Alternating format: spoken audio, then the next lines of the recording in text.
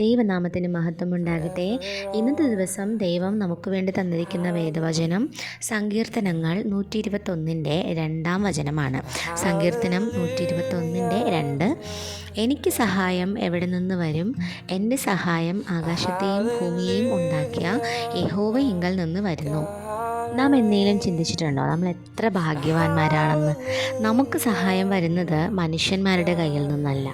നമ്മുടെ സഹായം ശരിക്കും വരുന്നത് നമ്മുടെ സർവശക്തനായ ദൈവത്തിങ്കൽ നിന്ന്, അവിടെ സ്വർഗത്തിങ്കൽ നിന്നാണ് നമുക്ക് സഹായം വന്നുകൊണ്ടിരിക്കുന്നത്.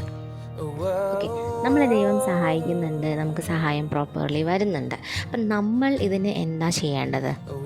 നമ്മളിതിന് ചെയ്യേണ്ടത് വേറൊന്നുമില്ല, ദൈവമക്കളായിട്ട് നടക്കണം എന്ന് മാത്രമേ ഉള്ളൂ. ദൈവമക്കളായിട്ട് നടക്കണം, ദൈവകാര്യങ്ങൾ ചെയ്യണം, പ്രാർത്ഥിക്കണം, ബൈബിൾ വായിക്കണം, അങ്ങനെ കുറേ കാര്യങ്ങളുണ്ട്.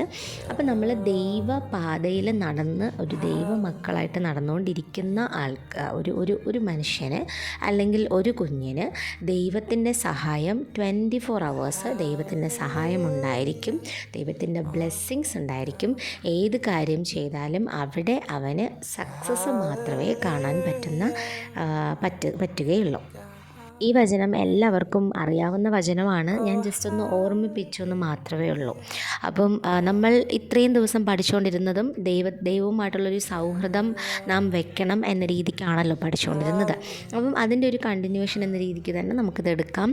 നാം ദൈവവുമായിട്ടുള്ളൊരു ബന്ധം നമ്മൾ കീപ്പ് ചെയ്ത് വന്നുകൊണ്ടിരിക്കുന്ന ഒരു സമയം, നമുക്ക് ദൈവത്തിങ്കൽ നിന്ന് സഹായം എപ്പോഴാണ് നമുക്ക് വേണ്ടത് ആ സമയം കറക്റ്റായിട്ട് വന്നുകൊണ്ടിരിക്കും. നാം ചോദിക്കണം എന്ന് പോലും ആവശ്യമില്ല.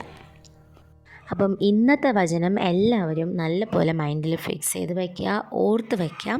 നാളെ നമുക്കൊരു പുതിയ വചനവുമായിട്ട് മീറ്റ് ചെയ്യാം. ദൈവം എല്ലാവരെയും സന്തോഷത്തോടും സമാധാനത്തോടുമായി നടത്തട്ടെ. Praise the Lord. ആമേൻ.